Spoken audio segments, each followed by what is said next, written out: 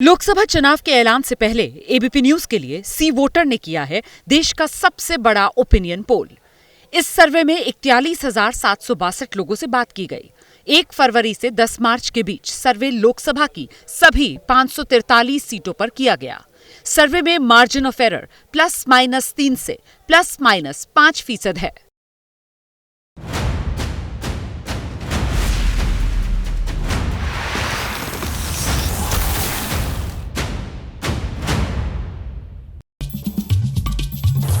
नमस्कार, ABP news पर हाजिर हूं मैं रुमाना इसार खान। लोकसभा चुनाव की तारीखों का ऐलान कल हो जाएगा।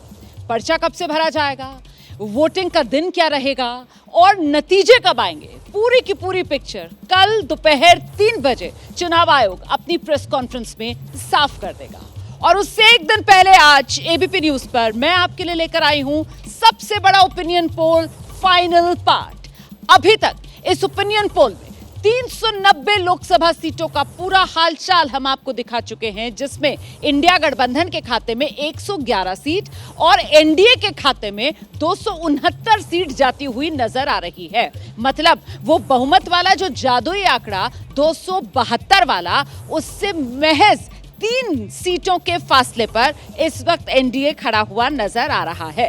बाकी बची 153 सीटों की पूरी तस्वीर आज क्लियर हो जाएगी आपको। लेकिन मैं इससे पहले ओपिनियन पोल का सिलसिला शुरू करूं, बिहार से आपको इस वक्त की बड़ी खबर बता देते हैं। बिहार की राजनीति में एनडीए के भीतर फूट पड़ती हुई नजर आ रही है। चाचा भतीजे की लड़ाई एनडीए को भारी पड़ती हुई नजर आ रही है। चाचा पशुपति पारस हाजीपुर सीट पर अड़ गए हैं। पशुपति पारस हाजीपुर सीट से ही एमपी हैं। इसी सीट को लेकर दावेदारी चिराग पासवान की तरफ से की जा रही है। चिराग पासवान की लेकर यह तय माना जा रहा है कि बीजेपी ने मन बना लिया है चिराग पासवान को ही हाजीपुर सीट देने का, लेकिन पशुपति पारस इसी हाजीपुर सीट को लेकर अड़ गए हैं। पशुपति पारस कह रहे हैं, मैं हाजीपुर सीट से ही लोकसभा चुनाव लड़ूंगा। एनडीए की लिस्ट का भी इंतजार है, यह भी पशुपति पारस की तरफ से कहा गया है। देखना दिलचस्प होगा आखिरकार क्या एनडीए का हिस्सा चाचा भतीजा दोनों बने रहते हैं या नहीं। फिलहाल पशुपति पारस जो तेवर दिखा रहे हैं, जरा वो सुनिए। लेकिन हम हाजीपुर से चुनाव लड़ेंगे। लेकिन हम हाजीपुर से चुनाव लड़ेंगे। लेकिन हम हाजीपुर से चुनाव लड़ेंगे। लेकिन हम हाजीपुर से चुनाव लड़ेंगे। हम हाजीपुर सीट से चुनाव लड़ेंगे। बार बार इस बात को दोहराते हुए मीडिया के सामने पशुपति पारस हाजीपुर सीट से अपना दावा कतई वापस लेने को वो तैयार नजर नहीं आ रहे हैं। हम सीधे आपको लेकर चलते हैं, हमारे साथ हमारे सहयोगी प्रकाश कुमार इस वक्त मौजूद हैं और जरा जानते हैं प्रकाश कुमार से, ये हाजीपुर सीट और इसको लेकर ये जो टसल चाचा और भतीजे के बीच चल रही है, चिराग और पशुपति पारस के बीच, ये एनडीए को भारी पड़ेगी या फिर बीजेपी इस लड़ाई को सुलझा लेगी? प्रकाश। देखिए रोमाना, मेरे पास जो खबर है सूत्रों के हवाले से खबर आ रही है पिछले 2 दिन से, जब से चिराग पासवान की मुलाकात हुई जेपी नड्डा से और जब बाहर आए तो उन्होंने कहा कि सीटों को लेकर समझौता हो गया है। तो उस समझौता के बाद से ये साफ़ हो गई थी बातें कि पशुपति पारस के लिए क्या एनडीए में जगह है, क्योंकि जो सोर्सेज थे वो बता रहे थे कि 5 सीटें चिराग पासवान के पास चली गई हैं, तो ऐसे में सीटें ही नहीं बचती हैं जिस आधार पर पशुपति पारस को लिया जाए। एक और सोर्स मेरी जानकारी में मुझे सोर्स ने दिया था कि जब पशुपति पारस से मिलने के लिए मंगल पांडे चले गए थे तो मंगल पांडे ने उनसे पूछा था कि क्या आप लोग चाचा भतीजे एक हो सकते हैं, तो पशुपति पारस ने साफ कहा था कि एक होना तो संभव नहीं है, लेकिन सीटें जरूर आधी आधी कर दीजिए। और इसके बाद से पशुपति पारस से बीजेपी के जो बड़े नेता हैं वो उनसे नहीं मिल रहे थे, चाहे वो जेपी नड्डा हो या फिर अमित शाह हो, तो इनसे इनकी मुलाकात नहीं हो रही थी और इसको लेकर नाराज़गी चल रही थी। इसी बीच में चिराग पासवान से मिलने के लिए जो पशुपति पारस के धड़े में जो 2 सांसद थे, वीणा देवी और महबूब अली कैसर, ये दोनों मिलने चले गए और टिकट मांगने के लिए चिराग पासवान के पास चले गए थे। तो ऐसे में ये साफ हो रहा था कि पशुपति पारस अब अकेले पड़ गए हैं। तो ऐसे में उन्होंने फ़ोन लगाया था बिहार के मुख्यमंत्री नीतीश कुमार से, उन्होंने मदद मांगी थी, लेकिन नीतीश कुमार भी फ़ोन पर नहीं आए और उनकी कोई बातचीत नहीं हो पाई। तो ऐसे में एनडीए में वो अकेले पड़ते नज़र आ रहे थे और अब उन्होंने जब ऐलान कर दिया है तो जाहिर है कि ये बीजेपी को उन्होंने सुनाया है कि वो हाजीपुर सीट पर लड़ेंगे। तो कश्मकश जो थी वो लगभग अब खत्म हो गई है। तस्वीर अब धीरे धीरे साफ हो रही है कि पशुपति पारस खुद एनडीए से अलग होने की कोशिश में है। चाहे वो उनके साथ रहने की बात हो तो अब उनसे कोई बात नहीं हो रही है। तो अब सीधे तौर पर चिराग पासवान के खिलाफ में हाजीपुर में वो ताल ठोक रहे हैं तो मतलब और उन्हें हराने के कहा लिए जाएगा। प्रकाश, फिलहाल आपका बहुत बहुत शुक्रिया इस धन्यवाद। पूरे अपडेट के लिए कि अभी भी बिहार की राजनीति में एनडीए में कौन, महागठबंधन में कौन, पुख्ता तौर पर नहीं कहा जा सकता है, क्योंकि अभी भी इधर उधर का खेल होने की गुंजाइश बाकी नजर आ रही है। जिस तरीके से पशुपति पारस हाजीपुर सीट को लेकर अपनी दावेदारी से कतई पीछे हटने को तैयार नहीं है और दूसरी तरफ चिराग पासवान है, वो तो ये मानकर बैठ गए हैं कि हाजीपुर सीट पर उन्हीं को इस बार चुनाव मैदान में उतरना है। और ऐसे में इसी हाजीपुर सीट को लेकर क्या चाचा भतीजा का जो रास्ता है वो अलग होगा और क्या पशुपति पारस एनडीए से बाहर निकलकर महागठबंधन में शामिल हो सकते हैं, इस पर भी हमारी नजर बनी हुई है। इस बीच एक और बड़ी खबर आ रही है, पश्चिम बंगाल से आ रही है। चुनाव से पहले ममता बनर्जी को बड़ा झटका लगा है। अर्जुन सिंह एंड चुनाव से पहले टीएमसी छोड़कर बीजेपी में शामिल हो गए हैं। इस वक्त की बड़ी खबर, अर्जुन सिंह जो पहले भी बीजेपी में थे लेकिन फिर टीएमसी में शामिल हो गए थे, अब एक बार फिर से पाला बदल लिया है अर्जुन सिंह ने और अर्जुन सिंह इस बार फिर शामिल हो गए हैं बीजेपी में। शुभेंदु अधिकारी के भाई दिव्येंदु, इनको लेकर भी खबर सामने आ रही है। दिव्येंदु अधिकारी भी औपचारिक तौर पर बीजेपी में शामिल हो गए हैं। तो देख रहे हैं आप किस तरीके से ये सियासी हलचलें जो हैं वो लगातार तेज होती हुई नजर आ रही हैं। देश के अलग अलग राज्यों में जो भी बड़ी राजनीतिक खबर है वो सबसे पहले एबीपी न्यूज पर हम आप तक पहुंचा रहे हैं। और आइए अब शुरू करते हैं सिलसिला सबसे बड़े ओपिनियन पोल का, जहां आज 6 राज्य होंगे और 153 सीटें होंगी। मतलब कुल मिलाकर आज ओपिनियन पोल का फाइनल पार्ट आपके सामने होगा। पूरी 543 लोकसभा सीटों की पिक्चर आज होने जा रही है क्लियर और मैं इस 1 घंटे में आपके सामने उन 42 लोकसभा सीटों का हिसाब किताब रखने जा रही हूं जो 3 राज्य मध्य प्रदेश, छत्तीसगढ़ और गोवा में फैली हुई हैं। तो आइए शुरू करते हैं सिलसिला, लेकर चलते हैं आपको डेटा सेंटर अपनी सहयोगी शीरीन के पास।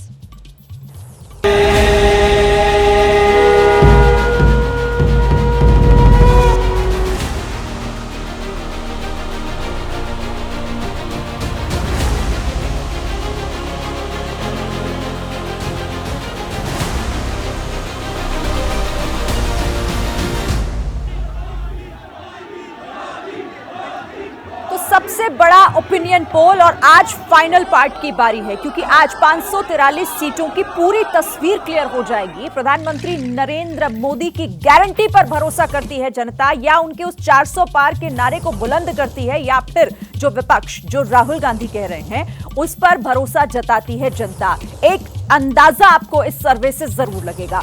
और अब हम बात करने जा रहे हैं मध्य प्रदेश की।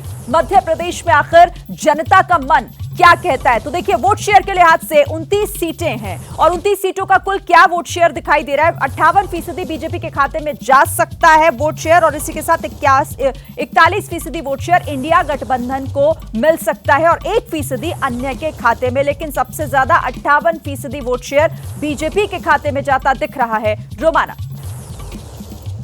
तो ये बड़ा आंकड़ा सामने निकल कर आ रहा है और आपने देखा किस तरीके से वोट शेयर के मामले में बीजेपी के खाते में 58% वोट शेयर जाता हुआ, इंडिया गठबंधन के खाते में आपने देखा वोट शेयर 41% जाता हुआ। मुझे लगता है जरा एक त्वरित जो टिप्पणी है वो यहाँ मौजूद खास मेहमानों से हम लेंगे। मैं आपका परिचय भी कराती चलती हूँ। हमारे साथ वरिष्ठ पत्रकारों का पैनल यहाँ पर मौजूद है। आप देख रहे हैं राकेश शुक्ला जी हमारे साथ मौजूद हैं, प्रदीप सिंह सर हमारे साथ मौजूद है, विनोद अग्निहोत्री जी, राहुल महाजन जी, अभय दुबे जी और पंकज श्रीवास्तव कांग्रेस पार्टी के प्रवक्ता हमारे साथ जुड़ रहे हैं। तो सबसे पहला रिएक्शन राकेश शुक्ला सर आपका, वोट शेयर की बात अगर की जाए 2019 के मुकाबले बीजेपी का वोट शेयर कमोबेश उतना ही 58% के आसपास, लेकिन इंडिया गठबंधन का वोट शेयर 2019 के मुकाबले एक बड़ा जंप यहां पर देखने के लिए मिल रहा है। इसका मतलब क्या है? सीटों में भी बढ़ोतरी मिल सकती है क्या आगे? नहीं, जो 6% का जंप आप दिखा रहे हैं, मुझे लगता है कि जो भारतीय जनता पार्टी का 2019 में 26 ऐसी सीटें थी जहां 1.5 लाख से लेके 5.5 लाख तक की मार्जिन थी जीत की। मतलब 28 सीटें मध्य प्रदेश में जो बीजेपी ने जीती थी उसमें से 26 सीटें ऐसी थी। 26 सीटें ऐसी थी जिसमें 1.5 लाख से लेके 5.5 लाख, सबसे ज्यादा वोटों बहुत से बड़ा मार्जिन। 5,53,000 वोटों से होशंगाबाद सीट भाजपा जीती थी और सबसे कम वोटों से जीतने वाली सीट थी कांग्रेस की छिंदवाड़ा। उसमें सिर्फ 37,000 वोट से नकुल नाथ जी जीते थे।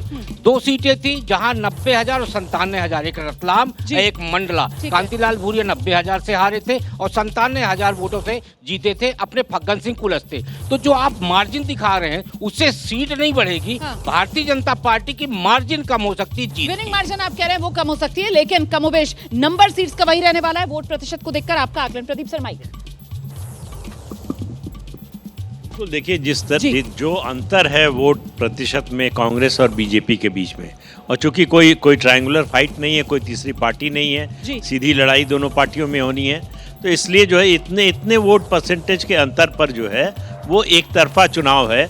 मुझे नहीं लगता कि कांग्रेस के लिए सीटों के लिहाज से कोई चांस है। 17% की बढ़ोतरी यहाँ पर बीजेपी के खाते में जाती हुई वोट शेयर के मामले में, और ऐसे में अगर ये वोट परसेंटेज और सीटों के लिहाज से जो आंकड़ा सामने निकल कर आएगा ओपिनियन पोल में, वो क्या रहने वाला है, इसके लिए आपको सीधे लेकर चलते हैं डेटा सेंटर शीरीन के पास।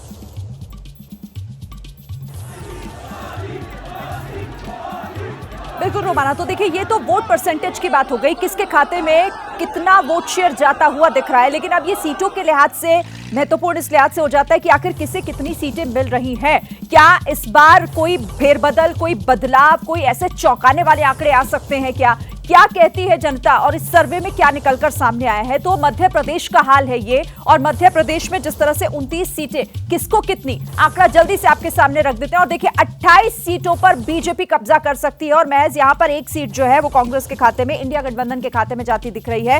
ये फिलहाल आपके सामने तस्वीर मध्य प्रदेश की।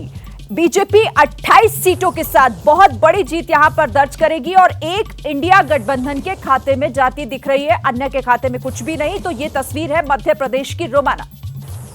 19 जैसी तस्वीर ही 2024 में मध्य प्रदेश में, अनुमान यही निकल कर आ रहा है ओपिनियन पोल के इस आंकड़े में। 2024 में बीजेपी मध्य प्रदेश की 29 लोकसभा सीटों में से 28 सीटें जीत सकती है, सिर्फ एक सीट कांग्रेस के खाते में। और ऐसे में लीजिए 419 लोकसभा सीटों में ही बीजेपी एनडीए को बहुमत का आंकड़ा मिल गया है। बीजेपी एनडीए इस समय 297 पर बहुमत का आंकड़ा इन 419 लोकसभा सीटों में ही एनडीए को मिल चुका है। अच्छा, हमारे साथ इस वक्त बीजेपी के प्रवक्ता के शर्मा भी जुड़ गए हैं, मैं उनका रुख करूंगी, लेकिन पहले आपको सीधे लेकर चलती हूं ग्राउंड जीरो मध्य प्रदेश की राजधानी भोपाल। हमारी सहयोगी निधि वहां पर मौजूद है। निधि, ये जो ओपिनियन पोल का आंकड़ा सामने निकल कर आया है, मतलब बीजेपी एक तरीके से क्लीन स्वीप फिर से मध्य प्रदेश में करती हुई नजर आ रही है, लोग क्या कह रहे हैं? बिल्कुल रोमाना, देखिए 2019 जैसी पिक्चर क्या इस बार भी रहेगी, और एक सीट जो हम दे रहे हैं क्या वो वाकई छिंदवाड़ा वाली सीट है या कहीं और एक सीट जो कांग्रेस इस बार जीतने वाली? क्विकली मैं लोगों का रिएक्शन करूंगी। 19 जैसी तस्वीर क्या इस बार भी लग रहा होगा? एक सीट ओपिनियन पोल में आ रहा है कि सिर्फ एक सीट कांग्रेस के खाते में, बाकी सभी बीजेपी। नहीं, देखिए महापौर के इलेक्शन में भी 16 में से 16 की 16 सीटें भाजपा के पास हुआ करती थी, 5 पे भी कांग्रेस ने जीत दर्ज कराई और निश्चित ही एक सीट से बढ़ोतरी होने वाली है। मध्य प्रदेश का युवा जाग चुका है, किसान जाग चुका है, हर वर्ग परेशान है, महंगाई बेरोजगारी बढ़ती जा रही, तो इन सभी मुद्दों पर चुनाव लड़ा जाएगा और मध्य प्रदेश की जनता बहुत ही जागरूक है और निश्चित ही मध्य प्रदेश में परिवर्तन होगा। 28 सीटें बीजेपी और एक सीट कांग्रेस। नहीं, ओपिनियन पोल ऐसा कह रहा है, आपको क्या लगता है? नहीं, ये बिल्कुल गलत है ओपिनियन पोल। इस बार देखना कांग्रेस की सीटें बढ़ेंगी, ये ओपिनियन पोल हर कुछ भी बताता है। इस बार कांग्रेस सीट बढ़ने वाली है क्योंकि युवा जाग रहा है इस बार कांग्रेस का। कितनी सीटें आप दे रही हैं? आप तो बीजेपी की प्रवक्ता है, क्या लग? देखिए पूरी 29 की 29 सीट भारतीय जनता पार्टी की है, क्योंकि महिला का सशक्तिकरण का काम किया है तो भारतीय जनता पार्टी ने किया है, युवाओं को स्वावलंबी बनाया है तो भारतीय जनता पार्टी ने बनाया है, गरीबों का कल्याण किया है तो भारतीय जनता पार्टी ने किया है, और किसानों का उत्थान किया है तो भारतीय जनता पार्टी ने किया है। तो ये 4 जो अहम वर्ग हैं, अगर इन सब का सशक्तिकरण का काम कोई पार्टी करती आ रही है, मध्य प्रदेश में किसी ने कल्याण का काम किया तो भारतीय जनता पार्टी ने किया, और जनता अब जागरूक है और जनता समझदार है। देखिए, सबसे प्राथमिक चीज है, कोई किसी भी चुनाव को जीतने के लिए 3 स्तंभ होते हैं। जहां पर हमारी सरकार है तो वहां पर सरकारों के पक्ष में प्रो इनकम्बेंसी होनी चाहिए। तो केंद्र और प्रदेश की सरकारों के, डबल इंजन की सरकारों के विकासवाद और राष्ट्रवाद की राजनीति से पूरे देश की जनता प्रभावित है। मध्य प्रदेश भी उससे अछूता नहीं है। दूसरा, संगठन तंत्र मजबूत होना चाहिए। तो मध्य प्रदेश का भारतीय जनता पार्टी का संगठन हमारे अध्यक्ष के नेतृत्व में पूरे राष्ट्र में अपने कीर्तिमान स्थापित कर रहा है। तीसरा सबसे महत्वपूर्ण बिंदु है नेता की लोकप्रियता। तो प्रधानमंत्री जी की लोकप्रियता से सभी वाकिफ है। तो स्वाभाविक तौर पर इस बार मध्य प्रदेश 29 की 29 सीटें जिता करके मां भारती के वैभव को उत्कर्ष पर ले जाने के लक्ष्य में अपना योगदान अर्पित करें। ओपिनियन पोल कह रहा है कि लगभग क्लीन स्वीप। और देखिए क्या मुद्दे इस बार रहेंगे वोटर्स के पास, क्योंकि ओपिनियन पोल के लिहाज से जाए तो बीजेपी तो जीत रही है। देखिए, मुद्दे मोदी गारंटी है। मोदी जी ने 15 लाख लोगों को अकाउंट में आने का वादा किया था। मोदी ने 2 करोड़ लोगों को रोजगार देने का वादा किया। मोदी जी ने बहुत हुई पेट्रोल डीजल की मार अब किया। मोदी सरकार 35 रुपए लीटर डीजल की बात की थी, 450 सिलेंडर की बात की थी। वो सब गारंटी मोदी कहाँ चली गई, कहाँ पर गया? आज युवा बेरोजगार घूम रहा है, आज महंगाई से त्राहिमाम हो रहा है। निश्चित रूप से इस बार कांग्रेस जो है 15-16 सीट जीतेगी। आपको क्या लगता है? देखिए, मध्य प्रदेश में जिस तरह से देखा जाए और पूरे देश में देखा जाए तो युवा पूरी तरह से परेशान है, छात्र परेशान है, युवा बेरोजगार घूम रहे हैं। वहीं भर्ती परीक्षाओं में घोटाले पे घोटाले हो रहे हैं। मध्य प्रदेश में देखा इतना बड़ा पटवारी भर्ती घोटाला हुआ, यूपी में पुलिस भर्ती घोटाले हुए। तो ऐसे पूरे देश में युवाओं के साथ धोखाधड़ी हो रही है और भाजपा सरकार युवाओं के साथ छलावा। तस्वीर यही ओपिनियन पोल में रहने वाली। आप तो बीजेपी से हैं और बल्ले बल्ले बीजेपी के ओपिनियन पोल के मुताबिक। हाँ, निसंदेह देखिए, भारतीय जनता पार्टी जो है ग्रास रूट लेवल पर काम करती है और हमारा जो मूल मंत्र है पथ अंत्योदय, प्राण अंत्योदय और लक्ष्य अंत्योदय, सर्वजन हिताय सर्वजन सुखाय, और हमने इस प्रकार से काम किया है। निसंदेह भारतीय जनता पार्टी को वही भगवान रूपी जनता अप्रतिम आशीर्वाद दे रही है। और धारा 370 जो हमने किया, 370 पर बात करेंगे। आप फर्स्ट टाइम वोटर हैं? यस, बिल्कुल। क्या लग रहा है इस बार ओपिनियन पोल 28 और 1, 28 बीजेपी और 1 कांग्रेस? मेरे ख्याल से तो बीजेपी जीतेगी। उसका कारण ये है कि बीजेपी ने जो किया है वो युवाओं को आकर्षित करने का सबसे अच्छा काम किया है। से जो आवाजें निकल कर आ रही है वो आप सुन रहे हैं। और जल्दी से एक क्विक रिएक्शन लेते हैं, विनोद जी का रुख कर लेते हैं हम। विनोद सर, यहाँ पर रणनीति क्या नजर आ रही है आपको, कांग्रेस और बीजेपी दोनों की? ओपिनियन पोल का आंकड़ा कह रहा है कि बीजेपी की बल्ले बल्ले फिर से। देखिए, ओपिनियन पोल लगभग वही रिजल्ट बता रहा है जो पिछली बार 2019 में आए थे। जब विधानसभा के चुनाव हो रहे थे और लग रहा था कि कांग्रेस जीत करके आ जाएगी और बिल्कुल कांग्रेस के तमाम लोग मंत्रिमंडल ही बनाने लगे थे, और नतीजा जब आया तो 150 से ज्यादा 160 सीट बीजेपी जीत गई जी। किसी ने नहीं कहा था। तो मुझे लगता है कि चुनाव जब होता है, जिस वक्त मतदाता वोट डालने जाता है, उस वक्त उसके मानस में कौन सा मुद्दा मत रहा है उसके आधार पर वोट करता है। लेकिन फिर भी मध्य प्रदेश में जो स्थिति है, जो हम लोग दिखाई पड़ती है, आज भारतीय जनता पार्टी की स्थिति काफी मजबूत स्थिति है वहां पर। और बिल्कुल सर, मजबूत स्थिति है। ओपिनियन पोल के आंकड़े में भी वो नजर आ रहा है किस तरीके से मध्य प्रदेश 29 लोकसभा सीटें और बीजेपी उनमें से 28 सीट जीत रही है। सीधे आपको लेकर चलते हैं, बीजेपी के प्रवक्ता के शर्मा इस वक्त हमारे साथ मौजूद हैं और जरा जानते हैं के शर्मा से कि ये 2019 वाला रिजल्ट 2024 में भी बीजेपी रिपीट करती हुई नजर आ रही है। के शर्मा जी, ये 1 सीट वाली टीस चुभ रही है, ज्यादा दर्द दे रही है। मतलब मध्य प्रदेश में 100% वाला नंबर स्कोर जो है वो नहीं ला पा रही बीजेपी, क्यों? नहीं, इस बार रोमाना जी मैं आपको पूरे विश्वास के साथ कह सकता हूं कि जो प्रयास भारतीय जनता पार्टी का होगा, ये 1 सीट की कमी भी जो है मध्य प्रदेश की जनता भारतीय जनता पार्टी को आशीर्वाद देकर इस कमी को पूरा कर देगी। और मैं इस बात को लेकर आश्वस्त हूं, क्योंकि 5वीं बार आप देखिए भारतीय जनता पार्टी की सरकार मध्य प्रदेश के अंदर में बनी है। 5वीं बार जनता ने आशीर्वाद दिया है भारतीय जनता पार्टी के डबल इंजन की सरकार को। माननीय प्रधानमंत्री जी का बंटवारा मध्य प्रदेश में बीजेपी की तरफ से किया गया है, उसको लेकर कहा जा रहा है कि पार्टी कुछ डरी हुई सी है, नर्वस है, जोखिम नहीं लेना चाह रही। वो आपके सांसद विधानसभा चुनाव हार गए, चाहे सतना से गणेश सिंह हो या फिर निवास से फग्गन सिंह कुलस्ते, उनको दोबारा आपने मध्य प्रदेश के अंदर एमपी का टिकट पकड़ा दिया, क्यों? नहीं, आप देखिए, हमारी जो रणनीति होती है उसको लेके बहुत से प्रश्न चिन्ह उठते हैं रोमाना जी। यही मध्य प्रदेश है, हमने अपने कैबिनेट मंत्री को विधानसभा लड़ाया, यही है कि सांसदों को हमने विधानसभा लड़ाया। तो आप हमारी रणनीतियों को लेके विपक्ष बहुत परेशान रहता है, तो उसमें कोई प्रश्न मत ढूंढिए, वो बहुत ही सोच समझ के निर्णय किए गए। दूसरी तरफ मैं कह सकता हूं कि आज मध्य प्रदेश में कांग्रेस में तो नेता तक नहीं बचे। पंकज जी हमारे साथ यहाँ पर मौजूद है। पंकज जी, मध्य प्रदेश के लिए जो कांग्रेस की 10 उम्मीदवारों वाली लिस्ट आई है, उसमें आप लोगों ने भी 3 विधायकों को एमपी चुनाव में उतार दिया है, बीजेपी से सीख रहे हैं क्या?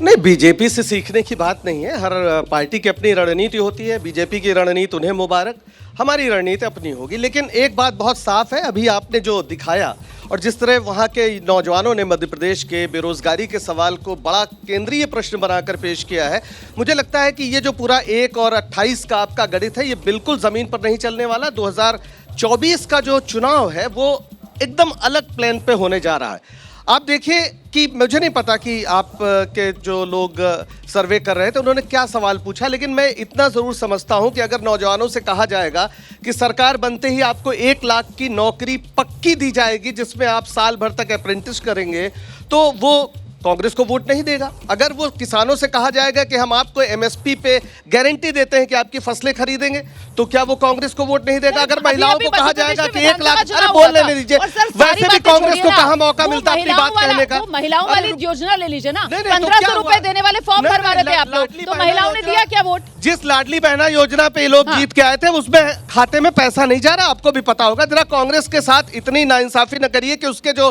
बातें वो कह रही है वो जनता के बीच न जाने पाए।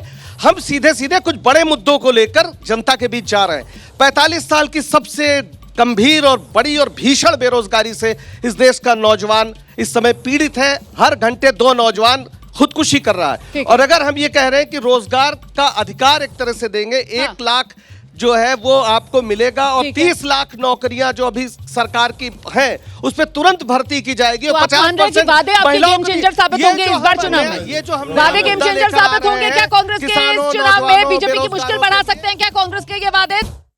सबसे बड़ा ओपिनियन पोल एबीपी न्यूज पर फाइनल पार्ट आज आप देख रहे हैं, जहां 543 लोकसभा सीटों की तस्वीर क्लियर होने जा रही है। मध्य प्रदेश की 29 लोकसभा सीटों का ओपिनियन पोल का आंकड़ा मैं आपके सामने रख चुकी हूं, जिसमें से 28 बीजेपी जीत रही है, 1 कांग्रेस के खाते में जा रही है, मतलब कमोबेश तस्वीर वही 2019 वाली। लेकिन कांग्रेस यहां पर भरोसा जता रही है कि इस बार उसके वादे जो हैं वो गेम चेंजर साबित हो जाएंगे। राहुल जी, आपका आंकलन?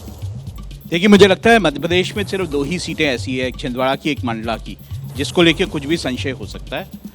अदरवाइज मुझे लगता है जिस तरह का विधानसभा का जो रिजल्ट था या जी उससे पहले जो लोकसभा के रिजल्ट रहे हैं उससे ये साफ दिखाई देता है कि वो चाहे ट्राइबल एरियाज़ हों या फिर बाकी लोग हों, महिलाएं हों, वो सब बीजेपी की तरफ झुके हुए दिखाई देते हैं, वोट करते हुए दिखाई देते हैं। अब अगर हम बात करें कि रोज़गार का कोई इशू है तो रोज़गार का इशू तो विधानसभा में था, उससे पहले भी था। तो मुझे लगता है कि बीजेपी इस वक्त एडवांटेज में, और मध्य प्रदेश में ख़ास तौर से जो उनका पिछला जो उनका रिजल्ट था उसी के आसपास कहीं ना कहीं जो है उनके बिल्कुल वोट परसेंटेज भी देखिए ना, विधानसभा में भी कितना ज्यादा बिल्कुल बिल्कुल। ऐसे में अभय सर, जो महंगाई की बात कांग्रेस पार्टी करती है, उसी महंगाई की काट में यहाँ पर मध्य प्रदेश में विधानसभा चुनाव होने के बाद एलपीजी से लेकर वो पेट्रोल डीजल तक की कीमतों में कटौती कर दी गई। ये मुद्दे कांग्रेस के तब नहीं चल पाए, अब कहां से चल जाएंगे? देखिए, मैं इस आकलन से सहमत हूं कि मध्य प्रदेश में भारतीय जनता पार्टी बहुत ही सशक्त है। अभी बहुत ही मशहूर उसकी जीत हुई है विधानसभा चुनावों में, तो सारा रुझान भारतीय जनता पार्टी की तरफ आएगा। लेकिन कांग्रेस की हालत मध्य प्रदेश में उत्तर प्रदेश जैसी नहीं है। कांग्रेस के पास कार्यकर्ता हैं, मझोले ऊपरी स्तर पर तो नेताओं में काफ़ी भगदड़ है, लेकिन मझोले स्तर पर और निचले स्तर पर उनके पास राजनीतिक शक्तियां हैं। अब राहुल गांधी ने और कांग्रेस के आला कमान ने उनके सामने एक कार्यक्रम पेश किया है और बहुत आकर्षक वायदे भी पेश किए हैं, जो भी पंकज जी बता रहे थे हम लोगों के सामने। अगर उनको लेकर कांग्रेस कार्यकर्ता जीतू पटवारी के नेतृत्व में जुझारू मुद्रा में मैदान में उतरते हैं और मेहनत करते हैं तो वो अच्छी टक्कर दे सकते हैं, ये मैं मानता हूँ। ठीक है।